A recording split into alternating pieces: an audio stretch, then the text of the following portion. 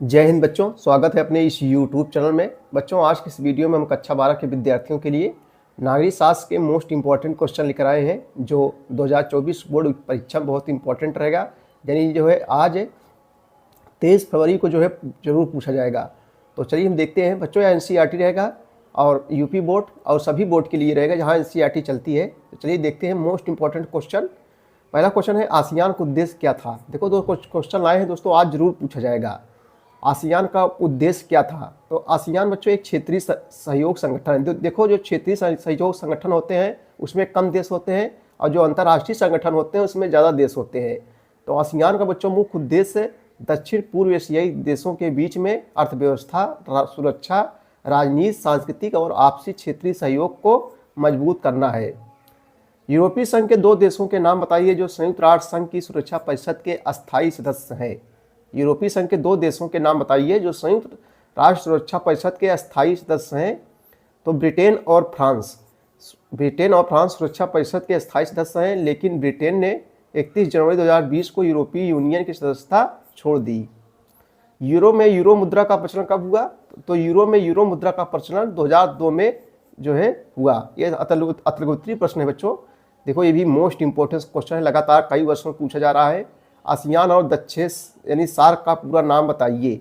ASEAN और दक्षिण SAARC का पूरा नाम बताइए। देखो, दक्षिण पूर्व एशियाई राष्ट्रों का संघ है, association of south east Asian Nations है। आसियान का पूरा नाम है, चाहे हिंदी में लिखो और चाहे अंग्रेजी में, चाहे हिंदी में चाहे अंग्रेजी में। जबकि South Asian Association for Regional Cooperation SAARC का पूरा नाम है। ये सार्क का पूरा नाम है, चाहे हिंदी में देखो चाहे इंग्लिश में। ठीक है भैया। चलो हम लोग अतलगोत्तरीय और लघुत्तरीय प्रश्न इसमें चर्चा करेंगे दोस्तों। देखो, ये क्वेश्चन बहुत इंपॉर्टेंट अगले वर्ष परीक्षाओं में पूछा गया था। अंतर्राष्ट्रीय संगठनों की आवश्यकता के पक्ष में किन्हीं 2 तर्कों का उल्लेख कीजिए। बच्चों, जो अंतर्राष्ट्रीय संगठन होते हैं इसमें ज़्यादा देश होते हैं। जैसे संयुक्त राष्ट्र संघ है, संयुक्त राष्ट्र संघ बच्चों दुनिया का सबसे बड़ा अंतर्राष्ट्रीय संगठन है। इसमें वर्तमान में 193 देश हैं। यानी संयुक्त राष्ट्र संघ से जरूर क्वेश्चन पूछा जाएगा। तो अंतर्राष्ट्रीय संगठनों की आवश्यकता के पक्ष में किसी 2 तर्कों का उल्लेख कीजिए। तो आइए हम लोग देखते हैं इसका उत्तर। देखो, अंतर्राष्ट्रीय संगठनों का मुख्य उद्देश्य सभी देशों की समस्याओं को जो है दूर करना।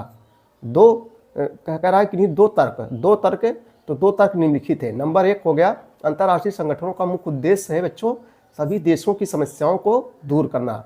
सभी देशों की जो समस्याएं हैं उनको जो है दूर करना। और दूसरा क्या है, दूसरा लिखेंगे हम लोग। दूसरा है कि युद्ध की रोकथाम करके विश्व में शांति व्यवस्था को स्थापित करना होता है। ये जो है अंतर्राष्ट्रीय संगठन के काम है दोस्तों। आइए, लघुत्तरीय प्रश्न है, बहुत ही बढ़िया क्वेश्चन है। आइए देखते हैं, बांग्लादेश किस प्रकार अस्तित्व में आया, व्याख्या करें। चलिए देखते हैं दोस्तों, बहुत इंपॉर्टेंट क्वेश्चन है। बांग्लादेश, जिसकी राजधानी जो है क्या है, ढाका है। बांग्लादेश की राजधानी क्या है, ढाका है। और जो है ये किस प्रकार अस्तित्व में आया, ये व्याख्या करें। ऐसे क्वेश्चन आ सकते हैं, तो कुछ घुमा के दे सकता है, लेकिन दोस्तों आप जो है क्वेश्चन को करेंगे। देखो बच्चों, 1971 से पहले बांग्लादेश पाकिस्तान का एक भाग था। इसका भाग था, पाकिस्तान का एक भाग था।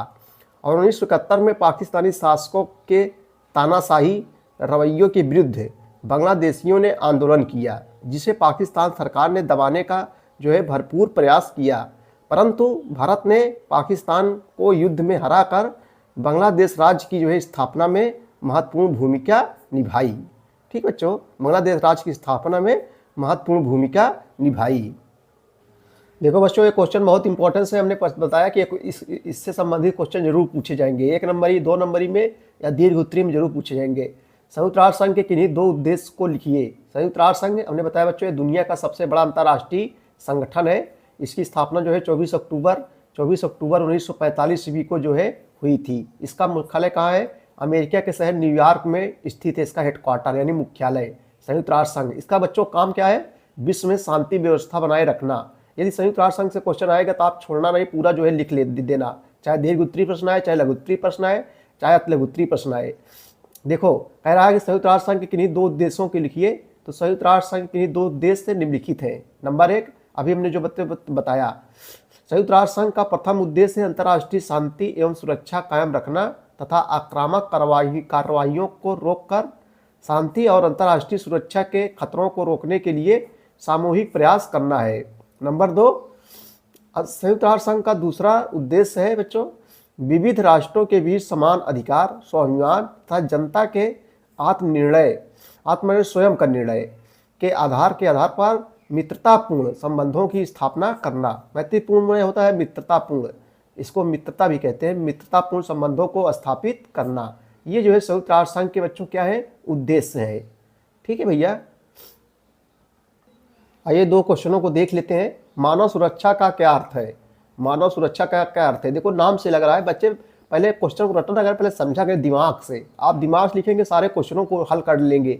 मतलब कोई भी, कुछ बच्चे ऐसे होंगे जो अभी पढ़े ना होंगे काफ़ी दिन से, तो बच्चों आज देख ले, क्वेश्चन को आपको छोड़ना नहीं है आज, ठीक है ना। सभी क्वेश्चनों को करना है, दिमाग से करना है, आप सभी क्वेश्चनों को लिख लेंगे, एक भी क्वेश्चन नहीं छोड़ना है। राइटिंग सुंदर होनी चाहिए, ठीक है, अच्छी राइटिंग रहेगी नंबर जरूर मिलेगा। क्वेश्चन को नहीं छोड़ना है, जितने शब्दों में कहेगा उतने शब्दों में आपको जो है आज लिखना है, ठीक है।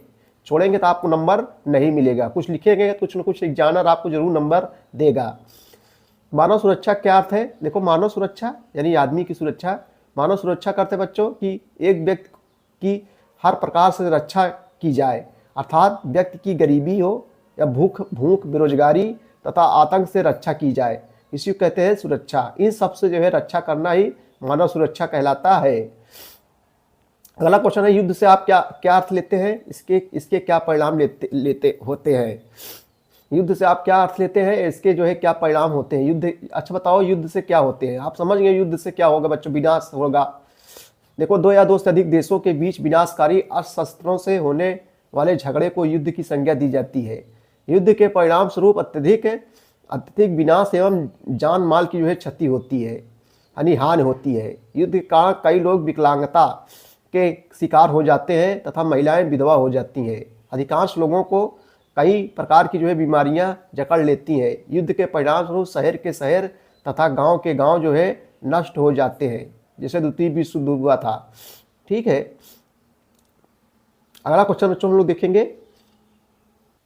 देखो बच्चों पर्यावरण से क्वेश्चन हर वर्ष पूछे जाते हैं, तो पर्यावरण से क्वेश्चन आप जरूर ध्यान दीजिए, आज जो है जरूर पूछा जाएगा, क्योंकि ये सब चीज़ें बहुत इंपॉर्टेंट है, समाज के लिए विश्व के लिए इम्पोर्टेंस है।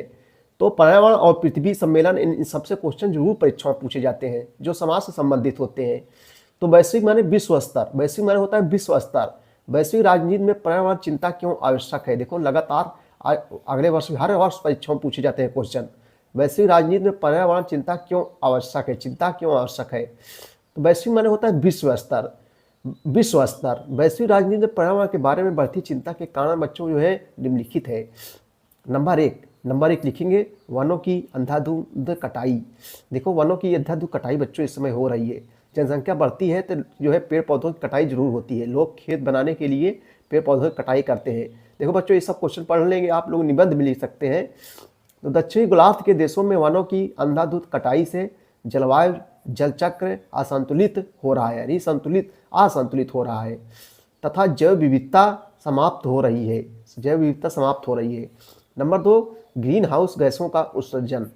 इन गैसों के अत्यधिक उत्सर्जन से ओजोन गैस की परत के क्षीण होने से मनुष्य के स्वास्थ्य पर बहुत बड़ा खतरा मंडरा रहा है। ग्रीन हाउस गैस बच्चों ये ओजोन परत को छिद्र कर दे रहे हैं, जैसे कार्बन डाइऑक्साइड हो गया, कार्बन मोनोऑक्साइड हो गया, एथिलीन हो गया, स्टीलिन हो गया, ये सब क्या है ग्रीन हाउस गैसें हैं जो ओजोन परत को बच्चों क्या करते हैं, नष्ट कर दे रही है। ओजोन परत क्या करता है, जो सूर्य से बच्चों जो ये मान लीजिए सूर्य है, सूर्य से अल्ट्रावायलेट जो किरणें आती हैं फिर पृथ्वी पर आती है, पृथ्वी से फिर जो है वापस जाती है, तो जो ओजोन परत है उसको क्या कर लेता है, ओजोन परत अवशोषित कर लेता है। अगर बच्चों ओजोन परत अगर पृथ्वी पर रहे तो जो है मनुष्य की त्वचा कैंसर में तमाम जैसी बीमारियां हो जाती हैं, लेकिन ओजोन परत क्या होता है जो है इसको अवशोषित कर लेता है, किसको, अल्ट्रावायलेट किरणों को, यानी पराबैंगनी किरणों को। ठीक है भैया, आप समझ गए होंगे बच्चे। अगला क्वेश्चन है किन्हीं 2 उदाहरणों के माध्यम से पर्यावरण के मसले पर भारत के पक्ष को स्पष्ट कीजिए। किन्हीं 2 उदाहरणों के माध्यम से पर्यावरण के मामले पर भारत के पक्ष को स्पष्ट कीजिए। आइए इसका उत्तर हम लोग देखते हैं। दो मसले निम्नलिखित हैं। नंबर 1 भारत द्वारा क्योटो प्रोटोकॉल पर 2002 में हस्ताक्षर किए गए, जिसके अंतर्गत 1990 के गैस उत्सर्जन स्तर को आधार मानकर गैस उत्सर्जन में कमी लाई जाएगी। नंबर 2 भारत वैश्विक तापमान को कम करने में निरंतर वैश्विक स्तर पर जो है सहयोग कर रहा है। नंबर 3, कोपेनहेगन समझौते के तहत वर्ष 2005 को आधार मानकर भारत ने गैस उत्सर्जन में 2020 तक 25% तक कटौती की जो है घोषणा की थी। अगला क्वेश्चन हम लोग देखेंगे। अगला क्वेश्चन बहुत ही इंपॉर्टेंट क्वेश्चन है बच्चों 2024 के लिए। वैश्वीकरण में प्रौद्योगिकी का क्या योगदान है? वैश्वीकरण में जो है प्रौद्योगिकी का जो है क्या योगदान है, आइए देखते हैं। मोस्ट इंपॉर्टेंट क्वेश्चन देखो, वैश्वीकरण माने होता है विश्व स्तर, प्रौद्योगिकी मतलब जो उद्योग धंधे होते हैं बच्चों उसे कहते हैं प्रौद्योगिकी।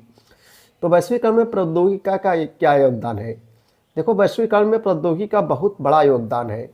1990 के दशक में आई प्रौद्योगिकी की क्रांति ने विश्व को एक छोटा गांव बनाने में महत्वपूर्ण भूमिका निभाई है।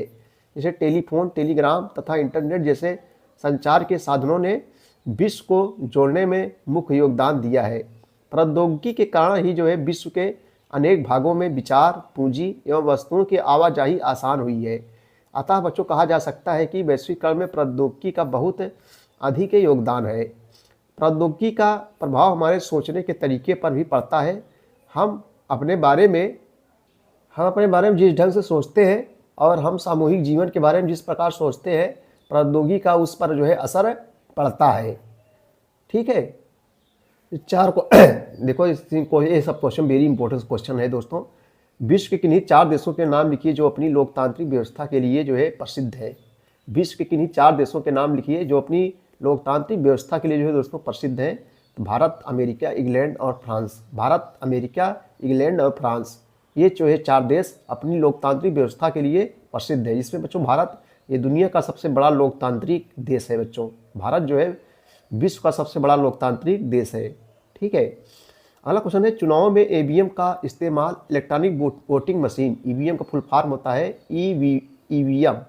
ईवीएम का फुल फॉर्म होता है इलेक्ट्रॉनिक वोटिंग मशीन। ईवीएम में चुनाव में ईवीएम का इस्तेमाल कब शुरू हुआ, कह रहा है। इंपॉर्टेंट क्वेश्चन देखो, भारत के चुनाव में ईवीएम का सर्वप्रथम इस्तेमाल नवंबर 1998 में 16 विधानसभा क्षेत्रों में किया गया।